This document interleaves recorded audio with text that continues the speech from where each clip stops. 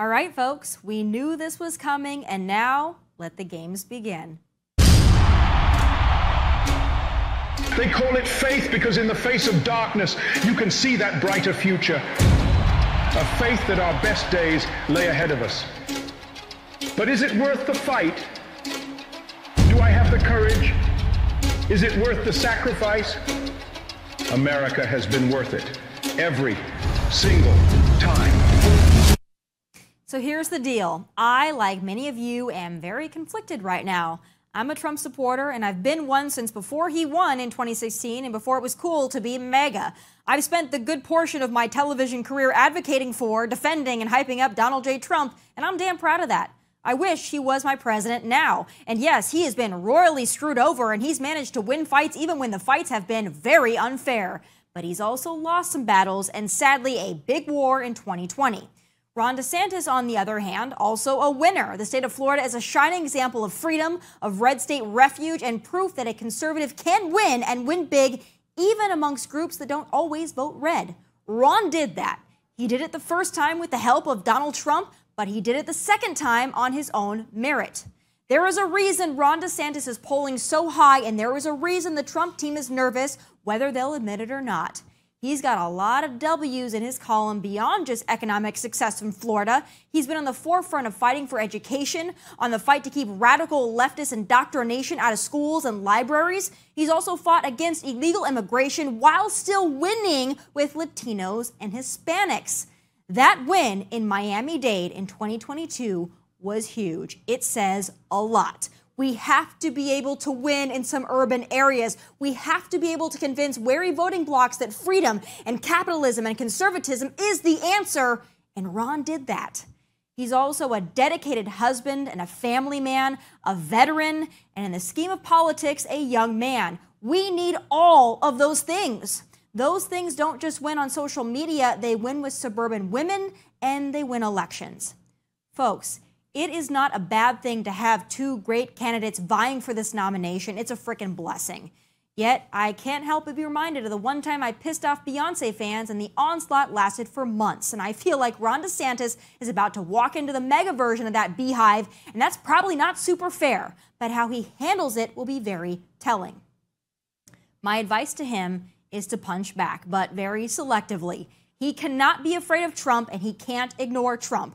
I say this again as a Trump supporter and someone who knows damn good and well that Trump can take it, and he will respect Ron DeSantis for having the guts to step up.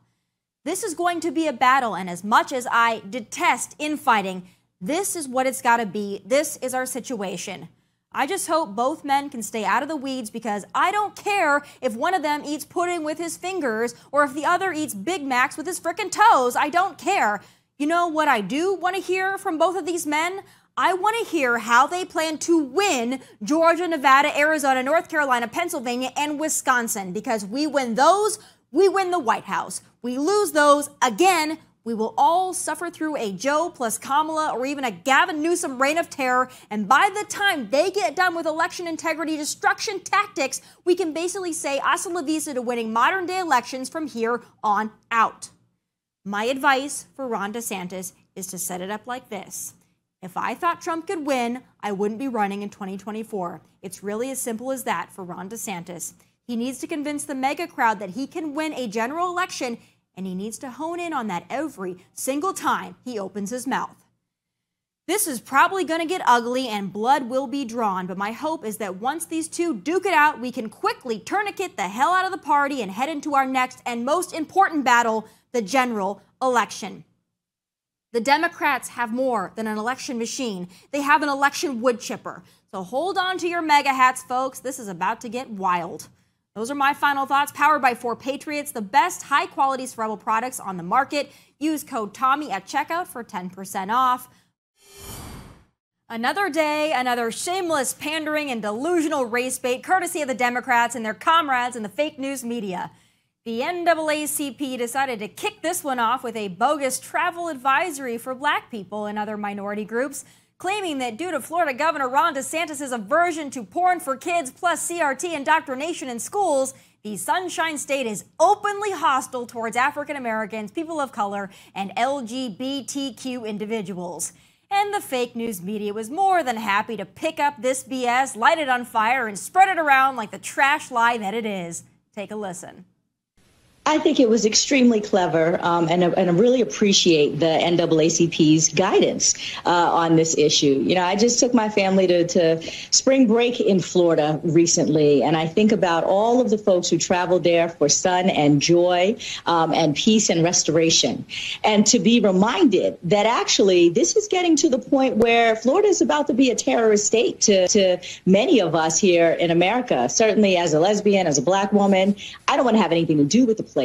And I think about all the other people who don't want to travel there either. And so I think it was very clever on behalf of the NAACP. I thank them for issuing this broad guidance.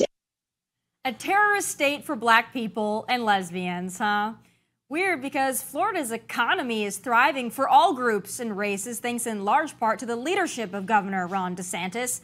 But I swear, if you really want to trigger a liberal, threaten to take away their unfettered access to brainwash and sexualize children, because that'll do it every time. Also worth noting that Democrats consider DeSantis' approach of protecting children and their education to terrorism, but these same lefties have no problem with Joe Biden allowing actual terrorists to come across our southern border. But anyone with 2 eyes, 2 ears, and a brain between them knows what this is really about. This is about sabotaging DeSantis and marring his reputation. The Democrats and mainstream fake news media hacks are terrified of running Joe against DeSantis. Some folks will actually vote for a Democrat that is a human vegetable rather than a successful governor just because some hacks on MSNBC with the help of the NAACP and other activist organizations tell them he is a racist. They've had about 8+ years to lie about and sully Trump's reputation, and now they're ramping up their BS attacks on DeSantis in the same fashion. It's not even original and totally transparent, but sadly, on some folks, it'll work. Joining me now to set the record straight on this and more is Florida Congressman Byron Donalds. What a slow news day. Pretty slow, but it's good to be with you, Tommy. So I obviously have to get into the biggest news of the day, and that is the announcement of Governor Ron DeSantis. We've been awaiting this for many months now, so it really hasn't come as a shock to any of us that he's entering the race. But I know that being that you are in Florida, you are a friend of the DeSantis family, obviously, but also very loyal to Donald Trump. I got to ask you how you're feeling today. Well, Tommy, a couple of weeks ago, I came out and I did endorse President Trump. And, you know, it was a tough decision. But what I really look at is where's America right now? What are we going to need in the White House? Because, you know, everybody acknowledges and fully understands that Joe Biden's been a disaster for our country. And so we're going to need a president who can step in day one and get the things back on track. I think that's Donald Trump. But with respect to Governor DeSantis, you know, he's done a very good job as our governor in our state. I've called him America's governor many times. And so now we're going to go into the primary process. And I think it's going to be a robust debate, and Republican voters are going to make their voices clear. Now, I do want to make sure we say that this is in direct opposition to what the Democrats are doing. The DNC and the Democrat Party is blocking Joe Biden. They are hiding Joe Biden from Democrat voters. They won't have any debates between him and RFK. There'll be no discussion of a primary process at all on the Democrat side of the aisle. They're going to put Joe Biden in a basement and just hope that he survives their primary process. So it's a very different way we're handling this as Republicans. We're going to let our voters have the debate, hear the debates, have the primary process, and then we're going to choose a nominee and then move on to victory. Yeah, I hope that you're right about that. I hope that our party can get through this primary process and remain somewhat intact. I think that's the biggest fear for a lot of us who love Donald Trump, but we also love a Governor Ron DeSantis. We would be happy with either one of them. We just hope that our party won't fall apart in the process. So we're all optimistic and hopeful that we can just have, like you said, a robust dialogue and debate and let the best man win. But you brought up Joe Biden. You know, he just said the other day that he thinks that he can win Florida because of Ron DeSantis and his blueprint for freedom. What do you think about that? Do you think that Joe Biden has a shot to win Florida in 2024? No, I think that's a flat out joke. Once again, Joe Biden is not with the rest of reality. He's in some other netherworld. You know, he probably thinks it's still 1992. I'm not sure what he's talking about. Look, Florida has been trending red for a very long time. The Republican margin for victory continues to get bigger. There's no reason at all why I think Florida is going to go blue, but that doesn't mean we're going to rest on our laurels. Right now, you know, the Republican activists in Florida, they are gearing up for this presidential cycle. And the reason why is because everything Joe Biden touches has turned to crap. I made a comment the other day that the one thing that he masters in is creating crises that he does not solve. And he's done that in every part of his administration. And so it's going to be incumbent for Republicans to come back to power in the White House and to fix all the messes that Joe Biden has created. And Florida is not going to reward him. Florida is actually going to show him what we think of his presidency. And I promise you, it's not very good. Exactly. I also think it's interesting that beyond just Joe Biden and the Democrat Party and the mainstream media, we now have the NAACP issuing a travel advisory for people of color as well as LGBTQ plus individuals to beware when they come to Florida, because apparently it's an openly hostile place for those groups. Now, I don't want to assume your race or your gender, Congressman, but you gotta help out the ladies of the View as well as the NAACP, because I'm not sure that they have been to Florida lately, and if they have, I'm not sure that I'm not sure that they really took it all in to its fullest extent. Listen, what the NAACP did here was a flat out joke. This is stupid. Florida has the third largest Black population in the country, third largest. They're not looking to move out of our state because everybody knows that our state, frankly, is better than the other 49. And for my friends in Texas, yeah, sorry, we're better than you too. That's just the reality. That's number one. Number two, and much more importantly, what they're trying to do is play politics. They understand that Black men in particular are starting to leave the Democrat Party and actually looking to vote more Republican. So they're throwing out this dog whistle. They're trying to gaslight Black people in the country about Republican politics in Florida. Listen, in Florida, we left schools open so Black kids could actually go and get educated. We didn't keep them shut out of the schools. In Florida, we allowed Black business owners to continue to run their business. We didn't shut them down the way they were shut down in New York and California and Illinois. So if the NAACP is concerned about the plight of Black people, they should be concerned in Chicago, in Los Angeles, in New York, and in Portland, Oregon, and some other cities as well. That's what they should be concerned about. And the ladies of The View, you know, they've really had quite the week already. It's only Wednesday, but I think they've done themselves enough damage. But to them, it's probably an accolade. They've gone after Senator Scott, you know, essentially calling him an Uncle Tom, right? They've gone after really just any Republican premise, you name it. They've gone after it in the most disgusting way possible. I know that you've had your fair share of time to discuss the ladies of The View, but when the American people are watching these women and what they're saying, do you think that it is resonating, particularly when you have a white Joy Behar making comments about certain Black Republicans not being Black enough? Look, I think, first of all, the ladies at The View, they're paid to spew nonsense.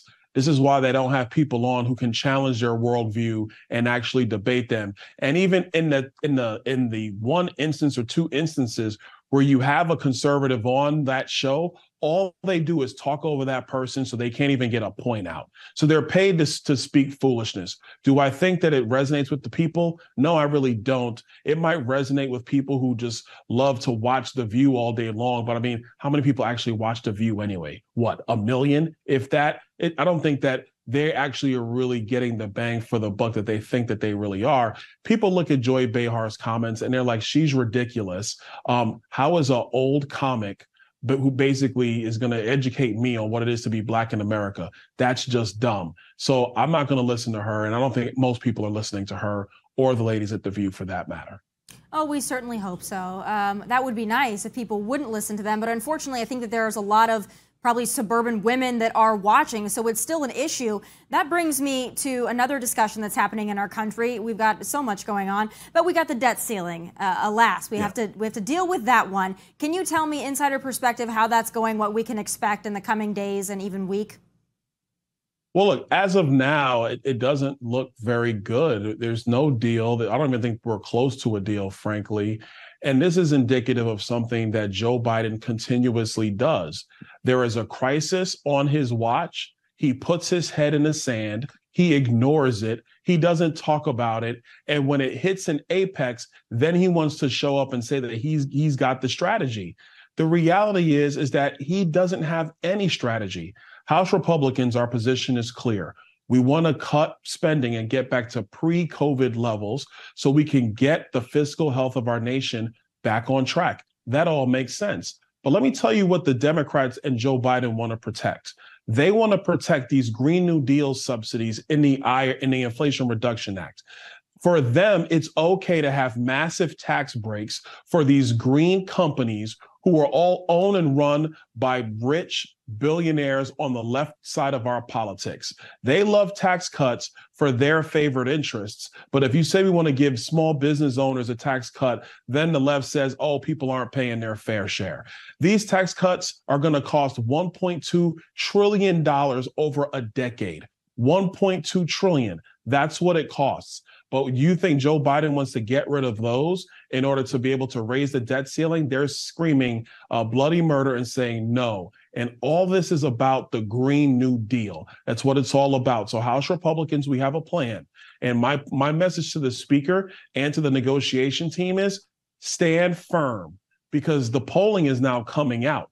6 out of 10 Americans say that we should be cutting spending and if we're going to raise the debt ceiling. They are saying that. And if you look at issue after issue, Joe Biden is severely underwater in his polling numbers. So House Republicans have a prescription and a plan. The White House is still not serious. I mean, but surprise, surprise, are they ever serious? And so my biggest concern overall is that we could potentially go over the debt ceiling cliff, if you will. Is that worth it, though, to go over the cliff? I know that this is something the Republicans have to confront every few years. It seems like, whether it's one issue or another, going over the cliff, not making a deadline. And every time it seems like something gets done. And I think a lot of the constituents are upset that Republicans seem to fold and they seem to cave every time. I mean, a few years back, it was not securing the border, not funding the border wall. Donald Trump had to pretty much go nuclear and do it on his own in the ways that he could get something done. But I wonder if Republicans have the intestinal fortitude to hold firm, or if maybe our messaging isn't getting out to the American people enough to allow us to do something like that.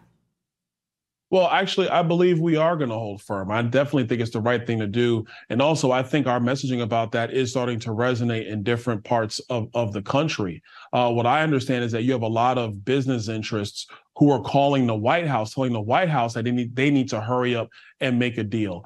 I don't believe that us folding is in the best interest of the country, because under Joe Biden, we're going to hit anywhere from $51 to $54 trillion in debt in a decade, in 10 years. That's not sustainable. So we have to be strong in our position. And I truly believe that the American people are with us in this. And the last thing I'll tell you about the actual date of the debt ceiling, this is coming from Janet Yellen. The same Janet Yellen who was wrong on inflation, the same Janet Yellen who was wrong about interest rates in our country when she was then head of the Federal Reserve under Barack Obama. Janet Yellen has been wrong significantly more than she's been right. So if she's going to tell us the debt ceiling is on a certain date, what we are saying in Congress is she needs to show up and show us the math, show your work. Show us how you get to these dates and what your response is going to be after. Don't just tell me that it's about to rain outside and we got to come up with a plan. I want to know what her strategies are. I want to see what her homework looks like if she's going to tell us when the debt ceiling is at a specific date. What all that means is, simply speaking, is House Republicans need to stand firm. As long as we stand firm and we stay united, we can actually win the day and help to get our country back on track, even with Joe Biden in the White House. And I think, completely unrelated, but also in some ways similar, I think that the way that conservatives, at least in the consumer public, stood strong against Bud Light and now are seemingly doing to Target and other woke corporations, it would be nice to see our Republican representatives like yourself and like others standing firm, because I think if we could all come together the way we came together and tanked Bud Light 30%, boy, we should be able to get a good deal for the American people, and we should be able to win an election in 2024. I'm just hoping that we can take this momentum and realize that we do have more power than sometimes we even believe, and march forward with whatever it's going to be. DeSantis or Donald Trump, Senator Scott, I don't really care. Any of them are better than what we currently have. Last thing I want to ask you is, heading into what's going to be a difficult primary season, what is your advice out there to your fellow conservatives, the voting public, who are very conflicted right now, not knowing who they should support, not knowing what they should do, not knowing if they should vote at all? What do you tell those people that are apprehensive? The first thing I tell them is make sure you get out and vote. If you don't show up to the game, you forfeit. And the Democrats do not want you to show up to the game. So you got to go out and vote. You got to make your voice heard. Number two, and this one might be even more important than the first point, this primary process is going to come to an end. It looks like, looking at all polling, your nominee is either going to be Donald Trump or Ron DeSantis. But when this primary contest is done, we have to be one party. The Democrats do not care about who our nominee is. They just want to win. And what they're counting on is Republicans having this internal battle. We got to be one party, because if you look at the Democrat side of the aisle, they don't care who they put in. And if you don't believe me, I got two words for you. It's John Fetterman. They knew John Fetterman couldn't serve and do the job. They knew he had health issues, and they put him in office anyway, and they did not blink an eye. So Republicans, whether you're a moderate Republican, a MAGA Republican, a conservative Republican, Tea Party Republican, social conservative Republican, doesn't really matter. At the end of the day, we got to come together, be one party, and go win back the White House, because we have a country to save. We absolutely do. Thank you for all the work that you do and your leadership. We always enjoy your commentary, your hard work, and your steadfast resolve. Congressman, have a fantastic rest of your week, and have a wonderful primary season. We're going to need you out there with your voice. Yes, ma'am. Thank you, Tomi.